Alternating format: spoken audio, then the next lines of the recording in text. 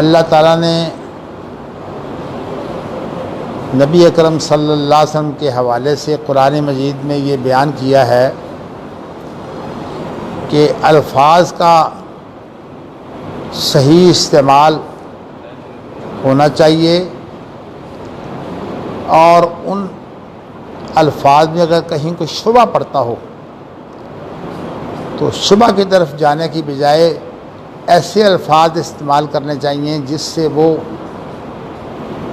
شبہ نہ پڑ سکے۔ قرآن مجید میں یا ایھا الذین آمنوا لا تقولوا رائنا وقولوا انظرنا واسمعوا وللکافرین عذاب علیم۔ اے ایمان والو، جب نبی اکرم صلی اللہ علیہ وسلم کی توجہ مبذول کرانے کی ضرورت محسوس ہو تو ان کے لیے لفظ رائنا استعمال نہ کیا کرو۔ رائنا کا ترجمہ یہ ہے کہ ہماری رعایت کیجیے، ہمارا خیال رکھیے، لیکن جو ایسے لوگ تھے جو منافق تھے وہ نبی اکرم صلی اللہ علیہ وسلم کی مجلسوں میں آتے تو آپ کے لیے اس لفظ کو استعمال کرتے ہوئے ایسے مفاہیم لیتے جس میں آپ کی کوئی نہ کوئی کمی بیان کی جا سکے۔ قرآن مجید کے اندر جب الفاظ کا استعمال ہوتا ہے تو اس کے اندر اس بات کا بڑا اہتمام ہوتا ہے کہ اس سے غلط مفہوم نہ لیا جا سکے۔ تو یہ لفظ جو ہے رائنا، اس کے ساتھ وہ ذرا اپنی زبان کو جو ہے وہ پیچ دیتے، اور پیچ دے کر جو ہے رائینا، رائینا کا ترجمہ ہے ہمارے چرواہے۔ اب ظاہر ہے کہ چرواہا جو ہے وہ کوئی ہدایت دینے والا شخص نہیں ہوتا، وہ عالم نہیں ہوتا، وہ ایک عام آدمی ہوتا ہے جس کے پاس علم کم ہوتا ہے اور وہ اس طرح کے کام کرتا ہے۔ تو اللہ تعالیٰ نے قرآن مجید میں یہ فرمایا ہے کہ تم رائنا کا لفظ استعمال ہی نہ کیا کرو تاکہ دوسروں کو موقع نہ ملے، بلکہ کیا کہا کرو، انظرنا، ہماری طرف توجہ دیجئے، ہمارا دھیان رکھیے۔ اب یہ رائنا کے اندر یہ مفہوم پایا تو جاتا ہے، لیکن اس کے اندر جو بگاڑ پیدا کیا جا سکتا ہے اس سے بچانے کے لیے ہمیں کہا گیا ہے کہ آپ جو ہے وہ انظرنا کا لفظ کی کہیے۔ انظرنا کا معنی ہوتا ہے کہ ہماری طرف توجہ دیجئے، ہماری حالات کی طرف جو ہے وہ غور فرمائیے۔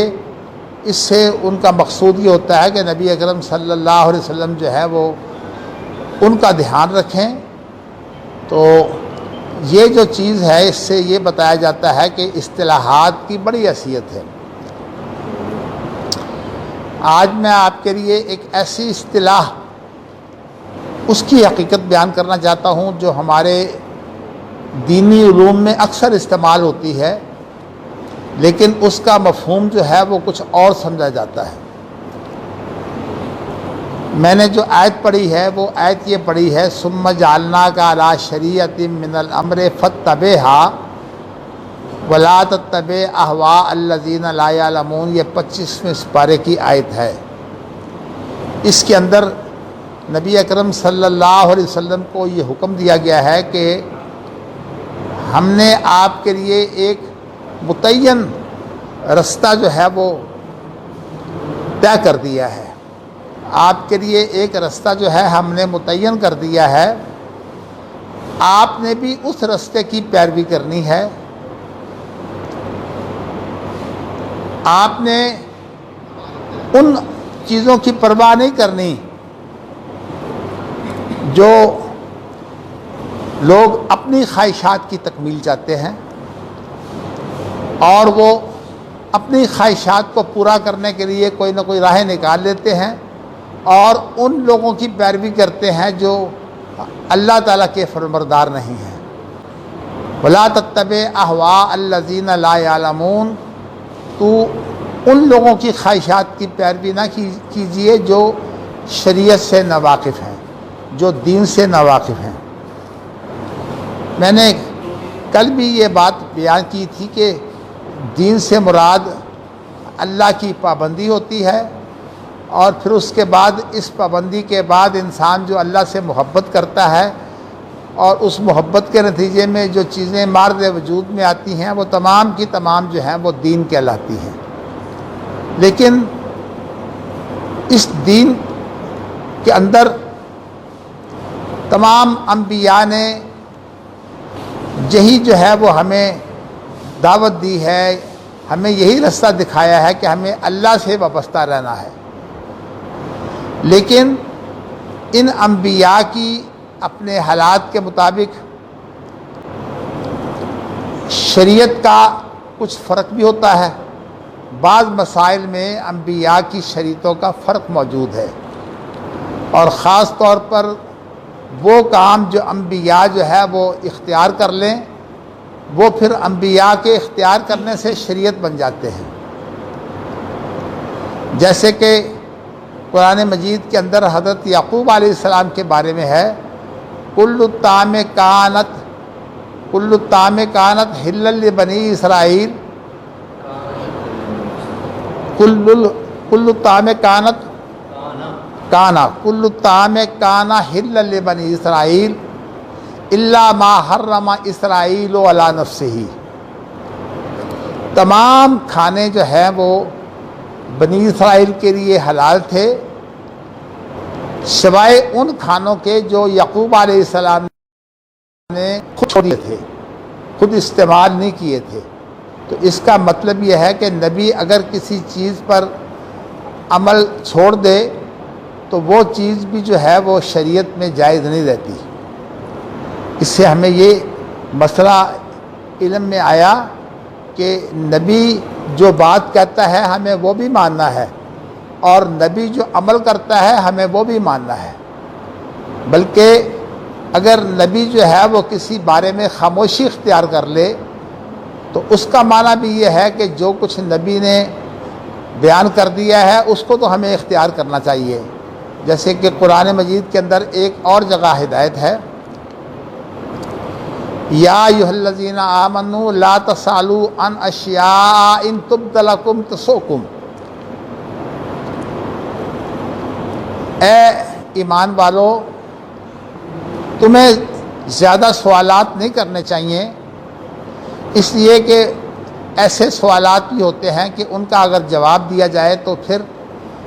آپ کو جو ہے وہ چیز ناپسند ہوگی۔ نبی اکرم صلی اللہ علیہ وسلم سے ایک شخص نے جو ہے اپنے باپ کے بارے میں پوچھا کہ میرا باپ جو ہے وہ کہاں ہے۔ نبی اکرم صلی اللہ علیہ وسلم نے حقیقت بیان کر دی۔ اس نے سوال کیا تھا کہ تمہارا باپ جو ہے وہ جہنم میں ہے۔ بیچارہ بڑے ہی دلگیر ہوا، پریشان ہوا، افسوس میں چلا گیا۔ تو نبی اکرم صلی اللہ علیہ وسلم سے تسلی دینے کے لیے کہا کہ میرا باپ بھی جہنم میں ہے۔ تو اس طرح نبی اکرم صلی اللہ علیہ وسلم سے سوال کرنا جائز تو ہے، لیکن سوال وہ کرنا چاہیے جو اس وقت متعلقہ ہو، جو مسئلہ آپ نے اس وقت جو ہے وہ اپنے سامنے رکھا ہو۔ غیر متعلقہ سوالات سے جو ہے وہ ایسی باتیں سامنے آ جائیں گی جو تمہیں دکھ دیں گی۔ تو اس لیے شریعت نے ہمیں آداب بتائے ہیں۔ میں نے آج آپ کے لیے جو چیز واضح کرنی ہے وہ یہ واضح کرنی ہے کہ شریعت کیا ہے۔ اور ہمارے ہاں ایک لفظ جو ہے بہت استعمال ہوتا ہے، وہ لفظ فقہ کا ہے۔ تو فقہ کا لفظ جو ہے،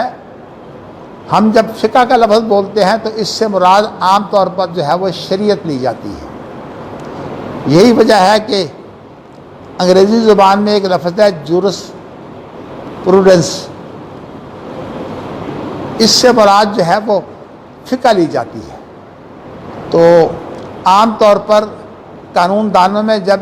فقہ کا لفظ استعمال ہوتا ہے تو اسلامی قانون کے معنوں میں وہ استعمال کرتے ہیں۔ حالانکہ جو لفظ قانون ہے وہ اور چیز ہے اور شریعت جو ہے وہ اور چیز ہے، کیونکہ عربی زبان میں قانون سازی کے لیے لفظ تشریع استعمال کیا گیا ہے۔ تشریع یعنی عین، آخر میں عین ہے، تشریع، اس لیے پھر آہستہ آہستہ شریعت کا استعمال جو ہے وہ قانون کے معنوں میں ہونے لگا۔ تو آج التشریع الاسلامی کا مفہوم یہ لیا جاتا ہے کہ ہم نے جو اسلام کے نام پر قانون سازی کی ہے وہ مراد ہے، حالانکہ شریعت جو ہے وہ اس سے فرق رکھتی ہے۔ میں نے اگرچہ یہ آپ کو بتایا ہے کہ دین کے اندر شریعتوں کا، انبیاء کی شریعتوں کا کچھ اختلاف بھی آ جاتا ہے، جیسے میں اس کی مثال آپ کو دے سکتا ہوں کہ حضرت موسیٰ علیہ السلام کی شریعت میں اپنی بھتیجی اور بانجی سے نکاح جائز تھا، لیکن حضرت عیسیٰ علیہ السلام نے یہ نکاح جو ہے یہ نہ صرف یہ نکاح حرام کیے، بلکہ عیسیٰ علیہ السلام نے جو کزن ہیں، کزن کا لفظ بہت عام ہے، بہن بھائیوں کی وہ قسم جن کے ماں باپ الگ ہوں، چچا کی اولاد، خالہ کی اولاد، ماموں کی اولاد، پھپھی کی اولاد، یہ سب کزن کہلاتے ہیں۔ تو کزن سے جو ہے وہ عیسیٰ علیہ السلام نے نکاح جو ہے وہ حرام کر دیا۔ تو اس لیے میں یہ بتانا چاہتا ہوں کہ انبیاء کی شریعتوں کا فرق تھا، لیکن دین سے مراد اللہ سے وابستگی ہوتی ہے، اس لیے انبیاء جو ہے وہ شریعت سے اس حد تک جو ہے وہ وابستہ رہتے کہ جو کچھ اللہ نے بیان کیا ہے وہ اس کے مطابق عمل کرتے تھے۔ اس لیے انبیاء سے جو ہے وہ مطالبہ کیا گیا کہ وہ انبیاء جو ہیں وہ ایسا کام کریں جو ان کی شریعت میں نہیں ہے، جیسے کہ حضرت یحییٰ علیہ السلام سے یہ مطالبہ کیا گیا کہ وہ اب جو ہے وہ بانجی کا نکاح جو ہے وہ ماموں کے ساتھ اس کو جو ہے وہ جائز کر دیں۔ تو عیسیٰ علیہ السلام کیونکہ چند دن پہلے پیدا ہوئے ہیں، اس لیے انہوں نے اپنی شریعت وہاں جاری کی ہے، اور یحییٰ علیہ السلام بھی اسی شریعت کے تابع تھے، اس لیے یحییٰ علیہ السلام نے بھانجی سے نکاح جائز نہیں کیا، اور اسی بنا پر اس بھانجی کے ساتھ جو ہے وہ جو شخص نکاح کرنا چاہتا تھا اس نے پھر حکم دیا کہ یحییٰ علیہ السلام کا سر جو ہے وہ کاٹ کر ان کے سامنے رکھا جائے، خاص طور پر اس خاتون کے سامنے جس سے وہ شادی کرنا چاہتا تھا۔ تو یحییٰ علیہ السلام کو اسی لیے جو ہے وہ قتل کیا گیا۔ تو میں نے آپ کو یہ بتایا ہے کہ شریعتوں میں کوئی تھوڑا سا فرق ہوتا ہے، اور خاص طور پر اس کے اندر یہ مسئلہ جو ہے یہ بڑی اہمیت رکھتا ہے کہ ہماری شریعت میں جو کسی کا احترام کرتے ہوئے جو سجدہ کیا جاتا ہے یہ حرام ہے، لیکن عیسیٰ علیہ السلام کی شریعت میں اور اس سے پہلی شریعتوں میں جو ہے وہ سجدہ تعظیمی جو ہے وہ حرام نہیں تھا۔ اور آپ کو علم ہے کہ حضرت یوسف علیہ السلام کو ان کے ماں باپ نے اور ان کے بھائیوں نے سجدہ کیا تھا، وہ سجدہ تعظیمی تھا۔ اسی طرح جو شیطان کو حکم دیا گیا کہ وہ آدم کو سجدہ کرے، تو شیطان نے بھی اللہ کے حکم کی تعمیل کرنی تھی، اور اس نے کہا کہ میں ان سے بہتر ہوں۔ اس نے یہ بہتر اور غیر بہتر کی جو بات ہے وہ شروع کر دی، اس طرح سے وہ اللہ کا نافرمان ہو گیا، اور اس کے بعد پھر وہ نافرمانی پر اکڑ گیا، جبکہ آدم علیہ السلام نے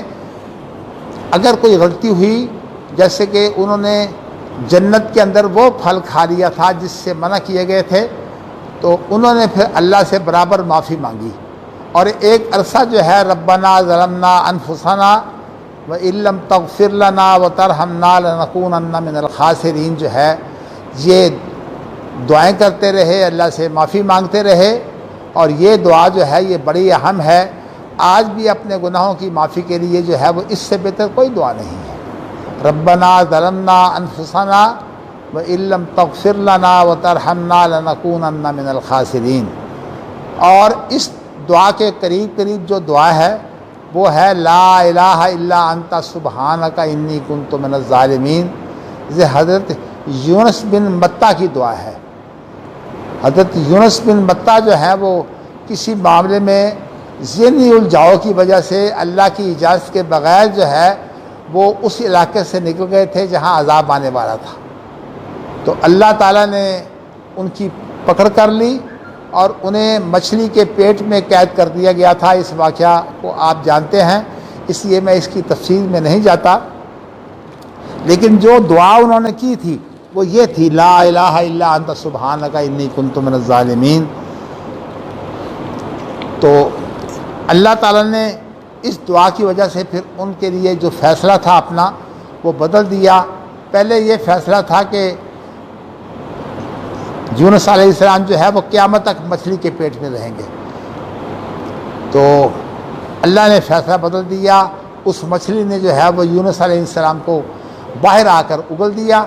اور پھر اس کے بعد یوسف علیہ السلام کے پاس جو ہے وہ ایک بیل ایسی اگا دی جس کے ساتھ جو ہے وہ انہوں نے اپنا علاج کیا۔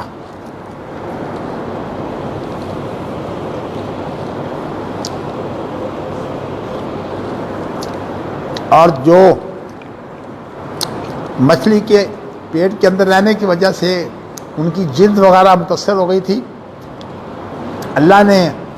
نہ صرف جلد کی صحت کا اہتمام کر دیا بلکہ تمام وہ تکلیفیں جو انہیں مچھلی کے پیٹ میں رہنے کی وجہ سے ہوئی تھیں ان سب کو جو ہے وہ اللہ نے درست کر دیا۔ اس لیے یہ آیت کریمہ جو ہے بڑی اہم چیز ہے، ہمیں بھی خاص طور پر ان دنوں جو ہے یہ آیت کریمہ کا اہتمام کرنا چاہیے۔ یہ جو کرونا بیماری آئی ہے، انشاءاللہ تعالیٰ جو لوگ یونس علیہ السلام کی اس آیت کو پڑھتے ہیں ان سے یہ بیماری جو ہے وہ دور رہے گی۔ اور اس کے ساتھ میں ایک لائحہ جو ہے وہ بیان کر دیتا ہوں جو حدیث میں آیا ہے کہ جو شام کی نماز کے بعد 3 مرتبہ بسم اللہ الذی لا یضر مع اسمہ شیء فی الارض ولا فی السماء پڑھے، اور اسی طرح صبح کی نماز کے بعد 3 مرتبہ سبحان الذی بیدہ بسم اللہ الذی لا یضر مع اسمہ شیء فی الارض ولا فی السماء وهو السمیع پڑھے، اس کو جو ہے وہ ساری رات یہ آفت نہیں پہنچ سکتی۔ اور اسی طرح جو ہے جو صبح کی نماز کے بعد پڑھے مغرب تک اس کو جو ہے کوئی آفت نہیں پہنچ سکتی۔ ہاں ہم بعض دفعہ جو ہے یہ دعائیں جو ہے وہ نیت کیے بغیر، ان کے معنی کی طرف دھیان کیے بغیر یہ دعائیں پڑھ لیتے ہیں، تو ان کے باوجود جو ہے اگر کوئی تکلیف آ جائے تو پھر اپنا قصور سمجھنا چاہیے، ان دعاؤں کی کوئی کمی نہیں ہے۔ تو اس لیے یہ دعائیں جو ہیں یہ خشوع اور خضوع کے ساتھ جو ہیں وہ ہم اگر مانگیں تو پھر انشاءاللہ تعالیٰ دعا رد نہیں جائے گی۔ اور جس طرح نماز جو ہے وہ خشوع اور خضوع کے بغیر پڑھی جائے تو نماز کا ثواب جو ہے وہ بہت کم ہو جاتا ہے۔ نبی اکرم صلی اللہ علیہ وسلم کا ایک ارشاد ہے کہ بہت سے ایسے لوگ ہیں جو نماز پڑھتے ہیں لیکن انہیں نماز کے صرف 10ویں حصے کا ثواب ملتا ہے، اور کئی لوگ ایسے ہیں جنہیں نماز کے 9ویں حصے کا ثواب ملتا ہے، کئی لوگ ایسے ہیں جنہیں نماز کے 8ویں حصے کا ثواب ملتا ہے، کئی لوگ ایسے ہیں جسے نماز کے 7ویں حصے کا ثواب ملتا ہے، کئی لوگ ایسے ہیں جنہیں نماز کے 6ٹھے حصے کا ثواب ملتا ہے، کئی لوگ ایسے ہیں جنہیں نماز کے 5ویں حصے کا ثواب ملتا ہے، اور کئی لوگ ایسے ہیں جنہیں نماز کے 4تھے حصے کا ثواب ملتا ہے، اور کئی لوگ ایسے ہیں جنہیں نماز کے 3رے حصے کا ثواب ملتا ہے، اور کئی لوگ ایسے ہیں جنہیں آدھی نماز کا ثواب ملتا ہے، اور کچھ لوگ ایسے ہیں جو نماز کا پورا ثواب حاصل کرتے ہیں۔ تو اس لیے قرآن مجید میں اللہ تعالیٰ نے قد افلح المؤمنون الذین هم فی صلاتهم خاشعون، مومنوں کی تعریف یہ کی ہے جو اپنی نمازوں میں خشوع اور خضوع رکھتے ہیں، اور یہ مومن وہ ہیں جن کو جنت الفردوس ملے گا، اور بھی بہت سے لوگ جنت الفردوس میں جائیں گے، لیکن ان کے لیے تو اللہ کا وعدہ ہو گیا ہے، اس لیے کہ آخر میں کہا ہے اولئک الذین یرثون الفردوس، یہی وہ لوگ ہیں جو فردوس کے وارث ہوں گے، تو اس لیے ان کے لیے تو جنت الفردوس لازمی ہے۔ باقی پھر دیگر اعمال کی بنا پر اگر کسی کو جنت الفردوس مل جائے تو الگ بات ہے۔ میں نے یہ بات آپ کے لیے بیان کی ہے، لیکن چونکہ ہمارے ہاں بے علمی بہت زیادہ ہے، اور بے علمی کی وجہ اصل میں ہمارے علماء ہیں۔ ہمارے علماء شریعت کم پڑھتے ہیں، اور وہ چیزیں جو ان کی نظر میں شریعت کا مفہوم ہوتا ہے وہ اس مفہوم کو اپنے دل میں رکھ لیتے ہیں، اور پھر اس کے بعد ایسے فتوے دیتے ہیں جس سے الجھن پیدا ہوتی ہے۔ اس سلسلے میں خاص طور پر جیسے کہ کسی شخص کے منہ سے بیوی کے لیے اگر لفظ ایسا نکل گیا ہے جس کے اندر زیادہ طلاقوں کا احتمال ہے، تو وہ زیادہ طلاقیں جو ہیں وہ ان کو صرف اس پہلی طلاق کی تاکید بناتے ہیں۔ طلاق صرف ایک ہوتی ہے، اس لیے کہ ہر شخص کو ایک مرتبہ طلاق دینے کا حق ہے، یعنی اگر وہ زیادہ دہرائے گا تو وہ صرف پہلے کی تاکید ہوگی۔ اس لیے جس شخص نے کہا دیا 100 طلاق یا 10 طلاقیں یا طلاق طلاق طلاق، اس شخص کی بیوی کو ایک طلاق ہوتی ہے، اور اس کے بعد جو ہے وہ اس کے لیے اپنی بیوی سے رجوع بھی جائز ہوتا ہے۔ لیکن اس کے اندر یہ بات سمجھ لیں کہ یہ وہ صورت ہے جس کے اندر لفظ طلاق استعمال کیا جائے۔ طلاق کا لفظ اگر استعمال کر لیا جائے تو وہ طلاق جو ہے وہ لازماً ہو جاتی ہے، حتیٰ کہ اگر طلاق کا لفظ جو ہے وہ سنجیدگی میں نہ استعمال کیا جائے، یعنی سنجیدہ طور پر استعمال نہ کیا جائے، ویسے اگر یہ ایک مذاق کے طور پر استعمال کر لیا جائے تو وہ طلاق بھی ہو جاتی ہے۔ یعنی طلاق کے بارے میں اور نکاح کے بارے میں اتنی احتیاط کی ہے کہ ہزل اس کو بولتے ہیں، غیر سنجیدہ بات کو، ہزل کی جو صورت ہے طلاق اس میں بھی ہو جاتی ہے۔ اس لیے آج میں جو آپ کے لیے خاص طور پر یہ مسئلہ بیان کر رہا ہوں، میں آپ کو بتاؤں گا کہ شریعت کے اندر فہم شریعت میں غلطیاں کیسے ہوتی ہیں، اس لیے کہ میں نے آج آپ کو شریعت کے متعلق بتانا ہے، اور انشاءاللہ تعالی پھر ایک ایسی کتاب کے وہ حصے جو ہیں وہ انشاءاللہ آپ کے سامنے پیش کیے جائیں گے جنہوں نے اپنے سامنے شریعت رکھی ہے، اور انہوں نے شریعت کے اصول جو ہیں وہ اپنے سامنے رکھے ہیں۔ امام بخاری رحمۃ اللہ علیہ جو ہیں انہوں نے شریعت کے اصول اپنے سامنے رکھے ہیں، اور اللہ کی یہ مجھے توفیق ہے کہ میں نے امام بخاری کے اصولوں پر، اصول اجتہاد پر جو ہے وہ ڈاکٹریٹ کیا ہوا ہے۔ اللہ تعالیٰ مجھے وہ سمجھ دے دے، اس لیے کہ یہ بہت عرصہ پہلے کی بات ہے، اور آج کل مجھے کچھ نام بھولنے کی شکایت ہو گئی ہے، تو اس لیے اگر میں کہیں کوئی نام بھول جاؤں تو اس کی اصلاح کر لیا کریں۔ جیسے کہ گزشتہ روز میں نے جو ابن تیمیہ کا نام تو نہیں دیا تھا، احمد، شیخ الاسلام احمد، لیکن ان کے باپ کے نام میں، دادا کے نام میں اختلاط کر دیا تھا، کہا تھا کہ عبدالسلام ان کے باپ ہیں، نہیں، عبدالسلام ان کے دادا ہیں، اور چونکہ یہ بھی بہت بڑے عالم دین ہیں، عبدالحلیم جو ہیں یہ اتنے بڑے عالم نہیں ہیں لیکن ویسے عالم ہیں، اس لیے 3 شخصوں نے، پوتے نے، بیٹے نے اور باپ نے مل کر ایک کتاب لکھی ہے، اور وہ کتاب اصول فقہ میں ہے، اس کا نام ہے مسودہ بنی تیمیہ۔ اس لیے ابن تیمیہ کا اگر مطالعہ کرنا ہو تو اہل علم جو ہے وہ مسودہ کتاب کا جو ہے مطالعہ کریں۔ میں اس وقت آپ کو صرف یہ بات بتانا چاہتا ہوں کہ آج مجھے یہ آپ کو بتانا ہے کہ شریعت کا ایک تو مفہوم وہ ہے جو ہم الفاظ سے سمجھتے ہیں، اس کے اندر تو صرف اتنی ضرورت ہے کہ ہم عربی زبان سے واقف ہوں اور قرآن کے اسلوب سے واقف ہوں۔ جب قرآن کے اسلوب سے ہم واقف ہوں گے تو ہمیں ان معنوں کا پوری طرح ادراک ہو جائے گا، لیکن جو لوگ عربی زبان سے ناواقف ہیں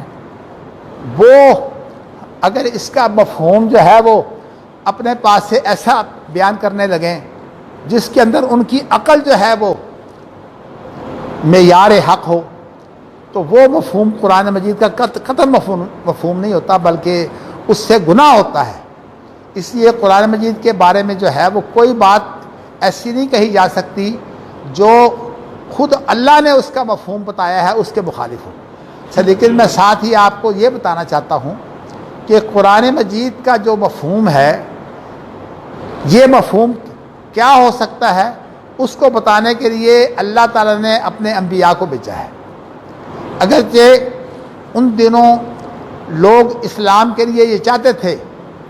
کہ قرآن مجید کو جو ہے وہ خود اترتا دیکھیں،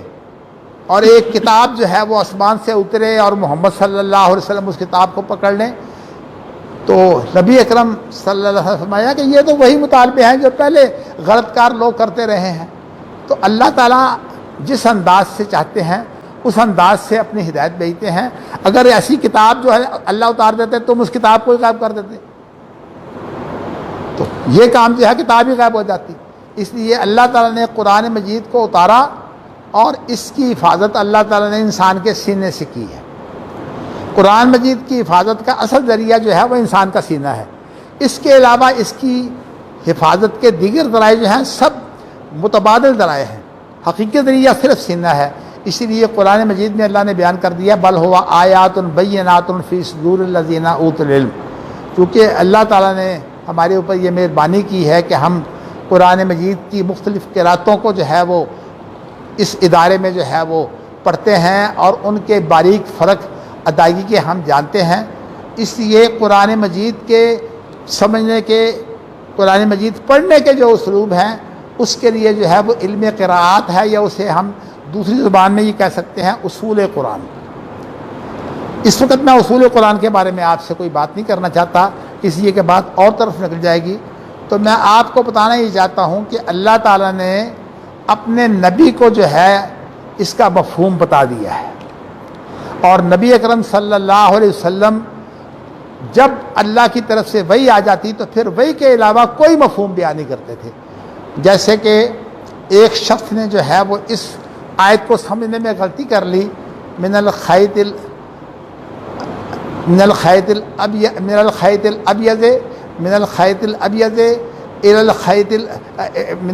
الاسود الى الخیط الابیض من الفجر، ایسے ہی ہے جی قرآن مجید میں، حتی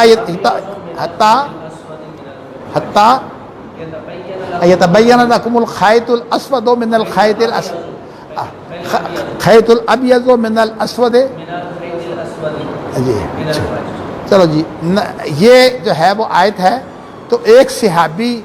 جس کو اس آیت میں سمجھ نہ آئی، اس نے کیا کیا کہ اس نے سمجھا شاید صبح اس طرح ہوتی ہے کہ دو دھاگے جو ہیں وہ اپنے تکیے کے میں نیچے رکھ لوں، اور جب یہ دونوں آپس میں ممتاز ہو جائیں، سفید الگ ہو جائے اور جو کالا ہے وہ الگ ہو جائے، تو پھر صبح ہوگی۔ حالانکہ اللہ تعالیٰ کی مراد یہ نہیں ہے۔ اللہ کی مراد یہ ہے کہ یہ جو صبح کے وقت ایک آپ دیکھیں تو ایک لکیر ہوتی ہے، اس لکیر کے نیچے سورج ہوتا ہے، اس کی روشنی ہوتی ہے،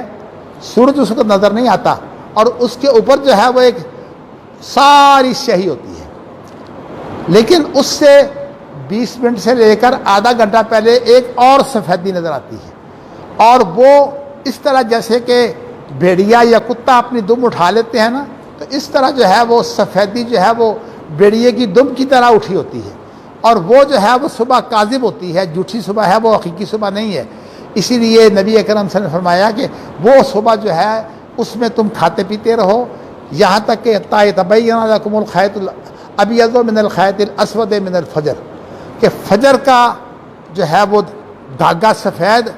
اور سیاہ الگ ہو جائیں۔ وہ ہوتا اصل میں کیا ہے کہ اوپر سیاہی ہوتی ہے اور نیچے سفیدی ہوتی ہے، جب وہ دونوں ملتی ہیں تو وہ دھاگا جو ہے وہ ایک لکیر کی شکل اختیار کر لیتا ہے۔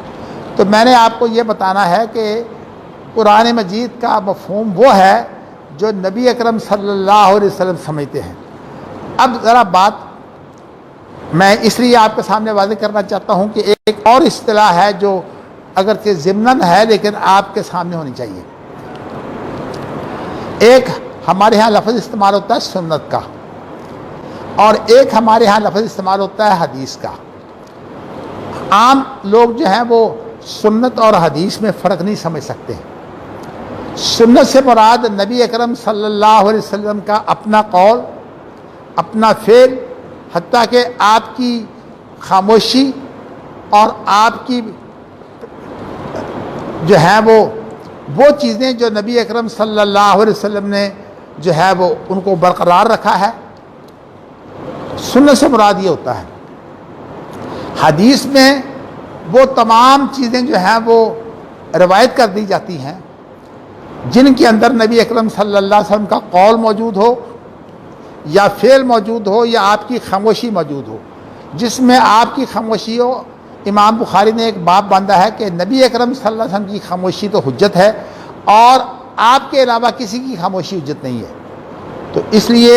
انہوں نے یہ بنیاد رکھ دی ہے کہ نبی اکرم صلی اللہ علیہ وسلم کی جو خاموشی ہے اسے ہم تقریری حدیث کے طور پر مانتے ہیں، لیکن امام بخاری کے نزدیک جو ہے وہ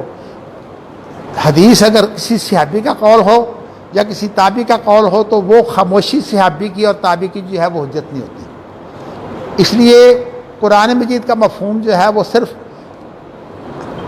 نبی اکرم صلی اللہ علیہ وسلم کو علم ہوتا ہے، اور اس کے بعد وہ باتیں جو اس دور کی جو عربی زبان تھی، جو مسلمان بھی بولتے تھے اور اس دور کے جو وہاں کافر تھے قریش وغیرہ وہ بھی بولتے تھے، تو اس دور کی جو زبان تھی وہ تمام صحابہ سمجھتے تھے، لیکن بعض چیزیں ایسی تھیں جو زبان سے متعلق نہیں ہوتی، بلکہ گہرائی میں اتر کر یہ دیکھا جاتا ہے کہ ان سے کیا کیا جو ہے وہ باریک باتیں جو ہیں وہ حاصل ہوتی ہیں۔ تو جب کسی چیز کا مشاہدہ کرتے ہوئے، مشاہدہ کہتے ہیں یہ حواس خمسہ جو ہوتے ہیں، حواس خمسہ کے ذریعہ سے جو چیز جان لی جائے اس کو مشاہدہ کہتے ہیں، اور جو چیز حواس خمسہ سے نہ جانی جائے بلکہ غور و فکر کر کے معلوم کی جائے اس کو بولتے ہیں فقہ۔ اسی لیے امام راغب نے اپنی جو قرآن مجید پر مفردات لغت ہے اس کے اندر لکھا ہے کہ فقہ جو ہے مشاہدہ کے نتیجے میں جو گہرائی میں جا کر ہمیں معنی حاصل ہوتا ہے، یعنی مشاہدہ سے وہ غیبی معنی ہوتا ہے، غیبی سے مراد یہ ہے کہ وہ ہمارے سامنے نہیں ہوتا، تو وہ معنی اگر مراد دیا جائے گا تو اس سے مراد فقہ ہوگی۔ اب آپ نے قرآن مجید میں دیکھا ہے کہیں اللہ تعالیٰ جو ہے وہ لفظ حدیث استعمال کرتے ہیں اور کہیں جو ہے وہ اللہ تعالیٰ لفظ فقہ استعمال کرتے ہیں۔ تو لفظ فقہ وہاں استعمال ہوگا جہاں جو ہے وہ ایسا مفہوم ہو جو فوراً سمجھ نہ آئے۔ قرآن مجید میں ہے کہ جب ذوالقرنین نے جو ہے وہ دورہ کیا مشرق اور مغرب کا تو وہ ایسی قوم پر آیا لا یکادون یفقہون حدیثا، جو کوئی بات سمجھنے کے قابل نہیں تھی۔ کیا مطلب تھا کہ وہ زبان نہیں جانتے تھے، تو اس لیے وہاں لفظ فقہ استعمال ہوا ہے۔ جب کہ گہرائی میں جا کر اس کا مفہوم پیش کیا جائے گا تو مراد اس سے فقہ ہوگی، اور جہاں کہیں اللہ تعالیٰ کی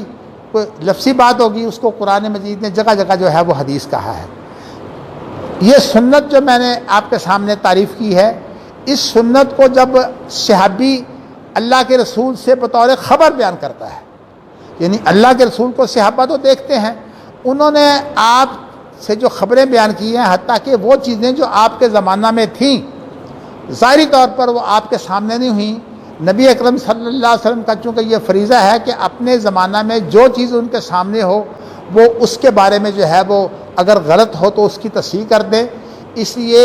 حدیث کی ایک قسم وہ ہے جو آپ کے زمانہ میں کام ہوتا تھا لیکن بظاہر آپ کے سامنے نہیں ہوا، اگرچہ ایسے کام جو ہیں وہ آپ جانتے تھے جو عام لوگ نہیں جانتے۔ جیسے نبی اکرم صلی اللہ علیہ وسلم جب رکوع کرتے تو اپنے رکوع کی حالت میں نبی اکرم صلی اللہ علیہ وسلم کو جو پیچھے مقتدی ہوتے تھے ان میں سے جو غلط حرکت کر رہا ہوتا نبی اکرم صلی اللہ علیہ وسلم کو اس کا علم ہو جاتا۔ تو اس لیے نبی اکرم صلی اللہ علیہ وسلم کے بارے میں آتا ہے کہ وہ اپنے آگے سے بھی جانتے ہیں اور جو پیچھے ہو رہا ہے وہ بھی جانتے ہیں۔ تو اس کا معنی یہ ہے کہ نبی اکرم صلی اللہ علیہ وسلم تو رکوع کرتے ہوئے پیچھے بھی جو غلطی کر رہا ہے اس لیے کہ آپ کی ذمہ داری ہے کہ آپ اس کی تصحیح کریں، اس لیے نبی اکرم صلی اللہ علیہ وسلم اس کو بتا دیتے تھے کہ تیری یہ غلطی ہے۔ تو آپ کا جو ہے وہ پیچھے دیکھنا جو ہے اور بعض لوگوں نے کہا ہے کہ آپ کے پیچھے مور نبوت تھی، اس کی آنکھیں تھیں. میں ان چیزوں میں نہیں جاتا جو حدیث میں بیان نہیں ہوئی. میں صرف آپ کے سامنے اتنا بیان کرتا ہوں کہ یہ بات صحیح احادیث سے ثابت ہے اور بخاری کی حدیثیں ہے کہ نبی اکرم صلی اللہ علیہ وسلم اپنے سامنے سے بھی دیکھتے تھے اور اپنے پیچھے بھی دیکھتے تھے. تو یہ ہے نبی اکرم صلی اللہ علیہ وسلم کا اپنا خاصہ. صحابہ جو ہے وہ عام انسانوں کی طرح تھے. وہ جو بات صحابہ کی زبان میں ہوتی اس کو تو صحابہ سمجھ لیتے، لیکن وہ بات جو صحابہ کی زبان میں نہ ہوتی یا جیسے اس کے اندر ایسے مغالطے ہوتے جیسے رائنا انظرنا کی میں نے مثال دی ہے، تو وہ چیزیں جو ہیں وہ صحابہ کی اصلاح کر دی جاتی. لیکن ایسی بات جو صحابہ غور و فکر کر کے جو ہے نا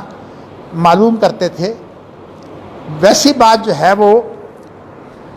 نبی اکرم صلی اللہ علیہ وسلم کی نہیں ہوتی. یعنی وہ خبر جو ہے وہ اس کو یہ کہنا کہ یہ نبی اکرم صلی اللہ علیہ وسلم سے خبر ہے، یہ بات غلط ہے. انہیں جو ہے وہ حدیث کے ماہرین جو ہیں وہ اللہ کے رسول کی خبر نہیں قرار دیتے، لیکن وہ چیز جو صحابہ نے نبی اکرم صلی اللہ علیہ وسلم سمجھی ہے یا آپ کو دیکھ کر اس میں ان کو ادراک ہو گیا ہے، وہ اگر صحابہ بیان کریں گے تو وہ بات اصل صحابہ کی نہیں ہوتی، بلکہ وہ نبی اکرم صلی اللہ علیہ وسلم کی بات ہوتی ہے. اس کے الفاظ نبی اکرم صلی اللہ علیہ وسلم کے ہوتے ہیں. یہ ضروری نہیں کہ وہ الفاظ اللہ کے ہوں، لیکن ویسے جو خبر ہوتی ہے وہ اللہ سے ہوتی ہے. اسی لیے نبی اکرم صلی اللہ علیہ وسلم نے ہمیشہ جس چیز کو معیار قرار دیا ہے وہ وہی کو معیار قرار دیا ہے. اور ایسی خبر جو صحابہ دیں اور صحابہ نے وہ نبی اکرم صلی اللہ علیہ وسلم سے اس خبر کو صحیح نہ سمجھا ہو تو وہ بات جو ہے وہ ہمارے لیے حجت نہیں ہے. اس لیے کہ ہمارے لیے حجت جو ہے وہ صرف شریعت ہے. نبی اکرم صلی اللہ علیہ وسلم کے لیے حجت بھی صرف شریعت تھی، اس لیے ہمارے لیے بھی جو حجت ہے وہ صرف شریعت ہے. تو اس لیے ہمارے لیے قرآن مجید میں جو حکم آیا ہے وہ کیا آیا ہے؟ وَمَن لَّمْ يَحْكُم بِمَا أَنزَلَ اللَّهُ فَأُولَٰئِكَ هُمُ الْكَافِرُونَ. جو اللہ نے اتارا ہے، جو اس سے اپنی زندگی میں فیصلے نہ کرے، وہ فیصلہ اپنی ذات کے لیے ہو یا دوسروں کے لیے ہو، جو فیصلہ کرتے وقت اس سے فیصلہ نہ کرے جو اللہ نے اتارا ہے، وہ لوگ کافر ہیں. اور یہ آیت 3 جگہ ہے. ایک جگہ پر ہم الکافرون پر ختم کی ہے اور دوسری جگہ پر ہم الظالمون سے ختم کی ہے، وہ لوگ ظالم ہیں، اور تیسری جگہ پر جو ہے ہم الفاسقون سے ختم کیا ہے. اگرچہ تینوں جگہ جو ہے ان سے مراد جو ہے وہ باریکی میں جائیں تو الگ الگ ہے. میں نے آپ کو یہ بتایا ہے کہ ایک چیز ہوتی ہے جو صحابہ نبی اکرم صلی اللہ علیہ وسلم کی سامنے دیکھتے ہوئے سمجھتے ہیں، بلکہ بعض دفعہ ایسا ہوتا ہے کہ ایک صحابی کسی وجہ سے ایک بات کی گہرائی کو نہیں پہنچ سکتا، تو دوسرا صحابی جو ہے وہ گہرائی کو پہنچ جاتا ہے. تو اس وقت جو ہے وہ اس کے اندر ہم غور و فکر کریں گے کہ جب 2 صحابہ کی روایتوں کا، خبروں کا اختلاف ہو تو پھر دیکھا جاتا ہے کہ اگر وہ خبریں اکٹھی نہیں ہو سکتی. ویسے تو صورتحال یہ ہے کہ اگر نبی اکرم صلی اللہ علیہ وسلم سے خبریں دینے والے کئی صحابی ہوں تو ظاہر ہے کہ ہم تمام صحابیوں کی بات کو اکٹھا کر کے پھر ہم اس کا معنی بیان کرتے ہیں. تو اس لیے یہ بڑا اہم علم ہے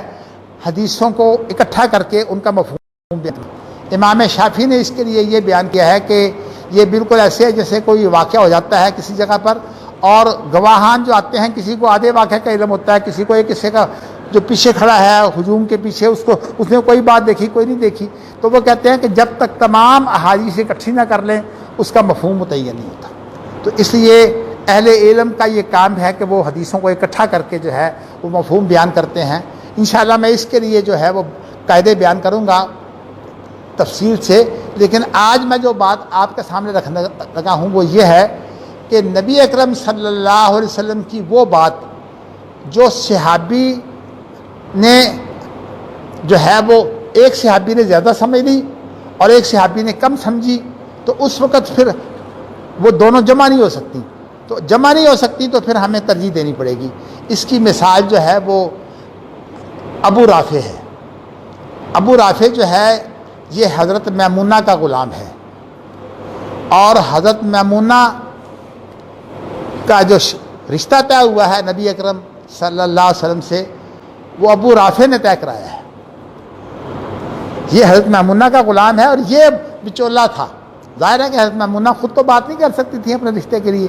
انہوں نے جو پیغام بھیجا وہ ابو رافع کے ذریعے پہنچا۔ حضرت میمونہ کا بھانجا ہے ایک، ان کا نام ہے عبداللہ بن عباس۔ اب یہ بھانجے ہیں حضرت میمونہ کے، یعنی حضرت میمونہ اللہ کے رسول کی بیوی جو ہیں وہ ان کی خالہ ہیں، لیکن حضرت ابن عباس کی عمر جو ہے جب نبی اکرم صلی اللہ علیہ وسلم فوت ہوئے ہیں تو 13 سال کی تھی، یعنی بھی بالغ بھی نہیں تھی۔ اب انہیں اس بات میں مغالطہ ہو گیا ہے کہ جب ان سے نکاح ہوا ہے تو اس وقت حضرت میمونہ احرام میں تھی، تو بعض کہتے ہیں کہ احرام میں نکاح ہو سکتا ہے، احرام باندھا ہو نکاح ہو سکتا ہے۔ حضرت میمونہ جو تھی وہ احرام میں تھیں اور نبی اکرم صلی اللہ علیہ وسلم نے ان سے نکاح کیا ہے۔ ابو رافع کہتے ہیں کہ نہیں، اس وقت نبی اکرم صلی اللہ علیہ وسلم نے احرام کھول دیا تھا۔ احرام کھولنا کس چیز کا نام ہے؟ احرام کھولنا اس چیز کا نام ہے کہ آپ کنکریاں مار دیں۔ احرام کھولنا اس چیز کا نام نہیں ہے کہ آپ کپڑے اتار دیں۔ اگر آپ کپڑے جو ہے یہ ساری زندگی بھی پہنے رکھیں گے تو احرام تو نہیں ہے، احرام تو اس نیت کا نام ہے جو کنکریاں مارنے سے ختم ہوتی ہے۔ نبی اکرم صلی اللہ علیہ وسلم نے کنکریاں مار لی تھی اور اس کے بعد نکاح ہوا ہے، تو اس وقت جو ہے وہ انسان آدھا حلال ہو جاتا ہے۔ تو میں نے آپ کو یہ بات بتانی ہے کہ اس طرح کی چیزیں ہیں، باریک ہیں، تو یہ چیزیں جو ہیں ان میں اگر اختلاف ہو جائے تو صحابی کی بات بھی اگر اختلاف ہو جائے تو اللہ کے رسول کی نہیں ہوتی۔ اسی لیے میرے استاد اور تایا مرحوم حافظ عبداللہ محدث روپڑی نے ایک کتاب لکھی ہے درایت تفسیری، وہ اس میں بیان کرتے ہیں کہ عام زبان جو اللہ کے رسول نے بولی ہے اس میں سب سے زیادہ جاننے والا صحابی ہوتا ہے، اس لیے صحابی جب بات کو بیان کرتا ہے تو اس کا اکثر مشاہدہ ہوتا ہے، حتیٰ کہ اللہ کے رسول کی خاموشی بھی مشاہدہ ہے، اور مشاہدہ کو اگر آپ زبان جانتے ہیں تو مشاہدہ پھر اب دیکھیں نا، میں آپ کے سامنے گفتگو کر رہا ہوں، آپ اس زبان کو جانتے ہیں اور میرا مشاہدہ بھی کر رہے ہیں، اب آپ کو کوئی غلطی نہیں لگے گی، اس لیے کہ میں کوئی بات بیان کرتا ہوں، کوئی زور سے بیان کر دیتا ہوں، کوئی نرمی سے بیان کر دیتا ہوں، یہ حرکتیں بھی جو ہیں وہ میری بات کو سمجھنے میں کارگر ہوتی ہیں، تو یہ ساری کی ساری وہ خبریں ہوں گی جو صحابہ دیتے ہیں، تو اس لیے یہ خبر جو ہے جو صحابی دیتا ہے اور نبی اکرم صلی اللہ علیہ وسلم سے متعلق ہوتی ہے تو وہ خبر جو ہے اس کو حدیث کہتے ہیں۔ تو آپ نے سمجھ لیا کہ سنت سے مراد جو آپ کے اوپر وارد ہوتا ہے، آپ نے جو زبان سے فرمایا وہ بھی سنت ہے، اس کو قول کہتے ہیں، اور جو آپ نے عمل کیا وہ بھی سنت ہے، اس کو عمل کہتے ہیں، اور جو آپ نے دیکھا اور خاموشی اختیار کی، خواہ آپ نے پیچھے دیکھا ہو تو آپ نے خاموشی اختیار کی، وہ بھی سنت ہے۔ میں نے آپ کو ایک واقعہ بتا دیا، وہ کافی ہے، ورنہ اور واقعہ میں بیان کروں گا تو پھر ان کی تشریح میں وقت زیادہ ہو جائے گا، مجھے انشاءاللہ تعالیٰ جو ہے وہ 1:30 بجے اپنے درس کو انشاءاللہ ختم کرنا ہے، اس کے بعد آپ سوال کر سکتے ہیں۔ اچھا جی، آپ نے سمجھ لیا حدیث کا اور سنت کا فرق۔ یہ تو فرق وہ ہے جو صحابہ کے سامنے تھا، اس لیے کہ جو صحابہ بیان کرتے اس کو کہتے خبر، اور اگر وہ اتنی تعداد نہ ہوتی صحابہ کی کہ اتنے لوگ غلطی نہیں کھا سکتے تو اس کو خبر واحد کہتے تھے، یعنی ایک آدمی کی خبر، لیکن واحد سے مراد یہ نہیں کہ ایک کی خبر ہے، اتنی تعداد نہیں ہوتی کہ وہ سارے غلطی پر جمع نہ ہو سکیں، اور اگر اتنی بڑی تعداد ہو کہ غلطی پر جمع نہ ہو سکیں، جیسے کہ ابو رفیع دین کی جو حدیث ہے اس کو روایت کرنے والے 18 صحابی، تو اس طرح کی جو چیزیں ہیں وہ پھر جو ہے وہ تواتر کو پہنچ جاتی ہے، اسی لیے جو ہے وہ 3 دفعہ رفع دین کرنا یہ تواتر سے ثابت ہے۔ باقی جو ہے وہ اختلاف علماء کے ہیں، ان میں ہمیں حکم ہے ہم تحقیق کریں۔ تو اس لیے مجھے جب بھی کسی فتنے میں ڈالنے کی کوشش کی گئی، میں الحمدللہ پنجاب یونیورسٹی میں درس دیا کرتا تھا، تو کسی نے کہا یہ حدیث ہے ان سے پوچھو، کہا جی رفع دین 3 دفعہ ہے کہ 1 دفعہ، اس کا مطلب یہ تھا کہ یہاں جو دوسرے لوگ ہیں وہ بھاگ جائیں۔ جب مجھ سے پوچھا تو میں نے کہا جی بات یہ ہے کہ میں تو اتنا جانتا ہوں کہ رفع دین سنت ہے، اب سنت 3 دفعہ ہے کہ 1 دفعہ ہے اس کی تحقیق جا کے کر لیں۔ مقصد میرا یہ تھا کہ میں خام خواہ کیوں الجھوں اختلاف میں، اس لیے ہم جو آدمی ہمارے ساتھ الجھتا ہے ہم اسے ایک بات کرتے ہیں بھائی تحقیق کر لو۔ لیکن میں آپ کو یہ واقعہ اس لیے سنا دیتا ہوں کہ تاکہ آپ کو بھی پتہ لگے کہ ہمارے یہاں کے مولوی کیسے ہیں۔ میں اتفاق سے اللہ کا شکر ہے مجھے اللہ نے بہت حج کروائے ہیں، تو 2-3 حاج میں نے جو ہیں وہ، ایک حاجی نذیر صاحب یہاں ہوتے تھے، نذیر اینڈ کمپنی والے، بڑے ماشاءاللہ تعاون کرتے تھے دل کھول کر، تو وہ تقریباً 1000 حاجیوں کو حج کراتے تھے وہاں اجازت لے کر۔ تو میرے چونکہ دوست تھے وہ حاجی نذیر صاحب، میرے ساتھ بڑا تعاون کرتے تھے وہ۔ جب ہم ججوں کی ٹریننگ کے لیے کورس کرواتے تھے تو جتنے استاد باہر سے آتے وہ تمام کا کھانا جو ہے وہ گاڑیاں کاریں سب وہی دیتے تھے حاجی صاحب۔ اچھا میں حاجی صاحب ویسے جو تھے نا وہ بڑے پکے بریلوی تھے، تو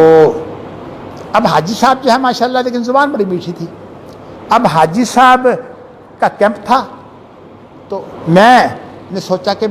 اس دفعہ میرے پاس کوئی خیمہ خمہ تو ہے کوئی نہیں، تو میں چلا جاتا ہوں حاجی نذیر کے کیمپ میں۔ تو حاجی نذیر کے کیمپ میں چلا گیا، تو وہاں جو ہے وہ انہوں نے جماعت کرائی، ایک حافظ صاحب نے جب جماعت کرائی تو ان کی آواز بڑی خوبصورت تھی، وہ حاجی صاحب نے چن کر جو ہے اسے امام مقرر کر دیا۔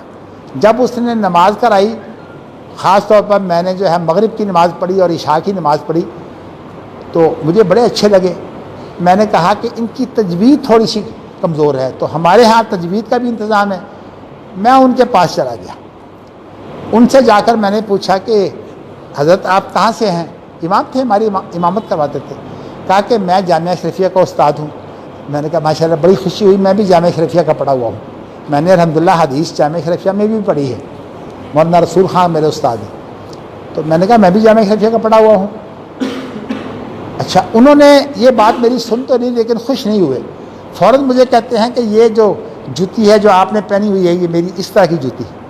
کہتے یہ آپ کی ہے؟ میں نے کہا میری ہے۔ کہتے ہیں آپ کا حج نہیں ہوا۔ اب اتنا بڑا فتویٰ انہوں نے لگا دیا آپ کا حج نہیں ہوا۔ تو میں نے کہا جی حضرت یہ جوتی تو پھر ایک عام طور پر جو جاہل لوگ کیا سمجھتے ہیں کہ یہ وہ جو کینچی والی ہے نا وہ پہنو، حالانکہ نبی اکرم صلی اللہ علیہ وسلم کے پاس جو ہے وہ صحابی آیا ہے اور اس نے کہا اللہ کے رسول میرے پاس جوتی ہے ہی نہیں۔ آپ نے کہا کہ آپ کے پاس وہ موزہ ہے؟ بھائی موزہ ہے، کہا اس کو ٹخنوں کے اوپر سے یہاں سے کاٹ لو یہ ننگا ہو جائے۔ مطلب یہ ہے کہ احرام کے اندر صرف ٹخنے ننگے ہونے کافی ہے، تو یہ جو ہے کہ یہاں پٹی آ جائے یہ تو کوئی احرام کے منافی نہیں ہے۔ اچھا میں نے انہیں یہ حدیث سنا دی۔ اب چونکہ وہ استاد تھے جامعہ اشرفیہ میں، مجھے کہا یہ حدیث پیش کر رہے ہیں آپ مجتہد ہیں؟ میں تھا گھبرا گیا کہ یہ اب مجھے، میں نے کہا میں مجتہد تو نہیں ہوں لیکن میں نے اللہ کے رسول کا ارشاد پیش کیا ہے، آپ کا کام نہیں ہے کہ مجتہدین کا کام ہے حدیث پڑھنا۔ اب باتیں ختم ہو گئی۔ میں نے بتایا کہ اس طرح کے مولوی نے اب فتوے چھپائے ہوئے ہیں۔ مصیبت یہ بنتی ہے کہ جب یہ جاتے ہیں 3 طلاقوں والا جب ان کے پاس جاتا ہے تو فتویٰ چھپا ہوا انہیں دے دیتے ہیں، وہ پھر جامعہ اشرفیہ کا فتویٰ لے آتا ہے۔ لیکن جامعہ اشرفیہ والے بھی بڑے سمجھدار ہیں، ہوشیار ہیں۔ میں ذرا نرم ہوں ان مسائل میں، تو اس کو اگر ہمدردی ہو نا کوئی بڑا آدمی ہو تو اسے کہہ دیتے ہیں کہ مدنی صاحب جواز کا فتویٰ دیتے ہیں، 3 طلاقوں کو 1 بناتے ہیں، ان کے پاس چلے جاؤ۔ تو وہ بھی میرے پاس بھیج دیتے ہیں۔ اور یہ جو ان کا ہے بریلویوں کا جامعہ نعیمیہ، وہ بھی میرے پاس بھیج دیتے تھے خاص لوگوں کو۔ اور ڈاکٹر اسرار تو بھیجتے میرے پاس، وہ کہتے میں مفتی ہوئی نہیں، سارے فتوے ڈاکٹر اسرار میرے پاس بھیجتے تھے۔ تو مشکل سے مشکل فتویٰ بھی آتا۔ کل ایک صاحب آ گئے، بہت الجھا ہوا مسئلہ تھا، تو اللہ کا شکر ہے اللہ تعالیٰ نے مجھے سمجھ دی ہوئی ہے، میں مطالعہ کر کے جو ہے وہ مطالعہ کر کے بھی بعض باتیں بتانی ہوتی ہیں۔ تو میں آپ کو بتانا ہی چاہتا ہوں کہ ان مولویوں نے دین کو تباہ کر دیا ہے، جو حدیث پڑھتے نہیں ہیں اور جو علماء کے فتوے ہیں ان پر ہیں، حالانکہ وہ علماء کے فتوے جو ہیں ثابت نہیں ہیں، حدیث تو سند سے ثابت ہے۔ یعنی حدیثیں آپ جتنی بھی دیکھیں گے ان کے اندر ایک حدیث 20 حدیثیں ضعیف ہوں گی، ایک حدیث صحیح ہوگی، تو آپ نے صرف صحیح پر عمل کرنا ہے۔ اور فقہ میں جو ہے کوئی بات غلط ہوتی ہی نہیں، اس لیے کہ وہ فقہ کی بات جب نقل ہوئی ہے تو پتہ نہیں صحیح نقل ہوئی ہے کہ نہیں۔ آپ کو یہ بتاؤں کہ فقہ جب تیار ہوئی ہے سب سے پہلے تو وہ 4 صدی ہجری میں تیار ہوئی ہے فقہ، اور سب سے پہلے جو فقہ کی کتاب ہے، بلکہ فقہ کی نہیں، ان اصولوں کی جو فقہ کو قرآن حدیث سے ثابت کرتے ہیں، وہ جساس کی کتاب ہے، الفصول فی الاصول۔ اور جساس کی وفات ہوئی ہے 370 میں، اور اس لیے 370 میں تو جو تھی وہ فقہ جو ہے وہ سامنے آئی ہے، اس سے پہلے تو فقہ سامنے نہیں تھی۔ اب یہ بتائیے کہ امام ابو حنیفہ کا اور جساس کا کتنا فرق ہے؟ 250 سال کا۔ تو اس لیے ایک مسئلہ تو یہ ہے، اور دوسرا ایک مسئلہ ہے جو خاص طور پر میں اہل حدیثوں کو کہتا ہوں۔ امام شافعی جو ہیں، انہوں نے بھی اصول پر کتاب لکھی ہے، اصول فقہ پر، اور ان کی کتاب کا نام ہے رسالہ۔ الحمدللہ بہت علمی کتاب ہے، لیکن امام شافعی جو ہیں وہ حضرت عمر رضی اللہ تعالیٰ عنہ کی بعض باتیں ایسی تھیں جو ان کی سمجھ سے بالا تھی، تو وہ ایسی جو باتیں سمجھ سے بالا ہوتی وہ ان کو مان لیتے۔ بات ہوئی کہ حضرت عمر رضی اللہ تعالیٰ عنہ کو پتہ لگا کہ ایک لونڈی جو ہے وہ بیچی جا رہی ہے اور جو ہے وہ چیخیں مار رہی ہے، تو حضرت عمر رضی اللہ تعالیٰ عنہ نے کہا، اپنے آدمی کو بھیجا کہ ان دونوں کو میرے پاس لے آؤ۔ دونوں کو جب ان کے پاس لے گئے تو بیٹی تم کیوں رو رہی ہو؟ کہا میری ماں بک رہی ہے، تو میں ماں کے بغیر کیسے رہوں گی؟ حضرت عمر رضی اللہ تعالیٰ نے قرآن کی ایک آیت پڑھی، فَهَلْ عَصَيْتُمْ إِن تَوَلَّيْتُمْ أَن تُفْسِدُوا فِي الْأَرْضِ وَتُقَطِّعُوا أَرْحَامَكُمْ، کہ اگر تمہیں اللہ والی بنا دے گا، یعنی کسی جگہ کا اللہ تمہیں اختیار دے دے گا، تو تم جو ہے وہ فساد پھیلاؤ گے اور ان کے رحم جو ہے وہ توڑو گے۔ رحم میں سب سے پہلے ماں آتی ہے، تو اس نے کہا کہ تم ماں کو اور بیٹی کو جدا کرو گے؟ انہوں نے کہا جس عورت کے بچہ پیدا ہو جائے اس کا نکاح حرام ہے۔ اچھا، اب نبی اکرم صلی اللہ علیہ وسلم کا فتویٰ اور ہے، وہ کہتے ہیں کہ بیچی جا سکتی ہے۔ ابو بکر صدیق کے زمانہ میں بھی یہی بات تھی، جیسے اب یہی طلاق کا مسئلہ بھی ایسا ہی ہے، 3 طلاق کا، کہ اللہ کے رسول کے زمانہ میں 3 طلاقیں ایک ہوتی تھی، حضرت ابو بکر کے زمانہ میں 3 طلاقیں ایک ہوتی تھی۔ حضرت عمر رضی اللہ تعالیٰ نے جب دیکھا کہ لوگ جو ہیں وہ خام خواہ طلاقیں زیادہ دیتے ہیں، تو کہا میں نے رجوع نہیں کرنے دینا، گویا کہ 3 طلاقیں شمار کروں گا۔ اسی لیے لوگوں کو غلطی لگا، لوگ کہتے ہیں حضرت عمر کا فتویٰ ہے۔ بھائی حضرت عمر کا فتویٰ تو ٹھیک ہے، لیکن اصل تو اللہ کے رسول کا فرمان ہے۔ اب امام شافعی کو جو ہے وہ دلیل کوئی نہیں ملی، تو انہوں نے دیکھا کہ حضرت عمر جیسا آدمی، انہوں نے فتویٰ دیا ہے کہ جس لونڈی کی اولاد ہو اس کو بولتے ہیں ام الولد، یعنی ولد کہتے ہیں اولاد کو، اولاد کی ماں، جس کی اولاد ہو جائے وہ آزاد ہو جاتی ہے۔ لیکن اب امام بخاری نے اس حدیث کو بیان کیا اور باب بھی یہی باندھا ہے، لیکن امام بخاری نے بات یہ واضح کی ہے کہ نہیں، جب اللہ کے رسول کے زمانہ میں جائز تھی تو اب بھی جائز ہے، اور اسی طرح ابو بکر کے زمانہ میں جائز تھی تو اب بھی جائز ہے۔ حضرت عمر کے زمانہ میں یہ جو ہے یہ ناجائز نہیں ہے، یہ اصل میں آپ نے قطع رحمی کو توڑا ہے، تو جہاں قطع رحمی پائی جائے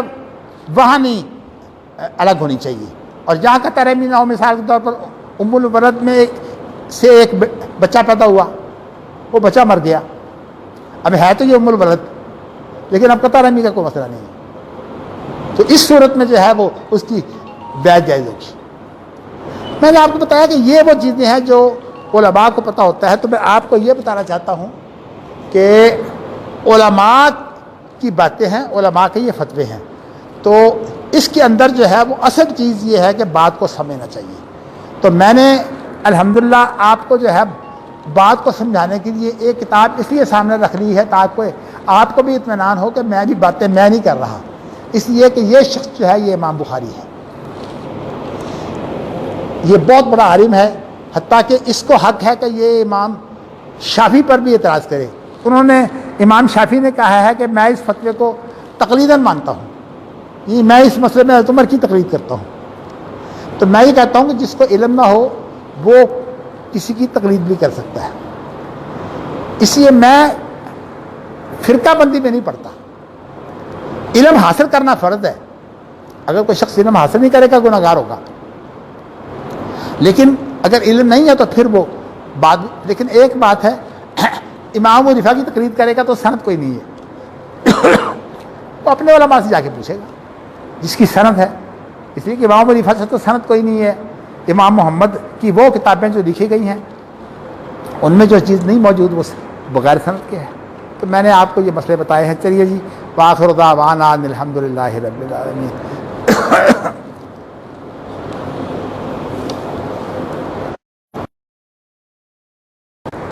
جس نے سوال کرنا ہے کر لو.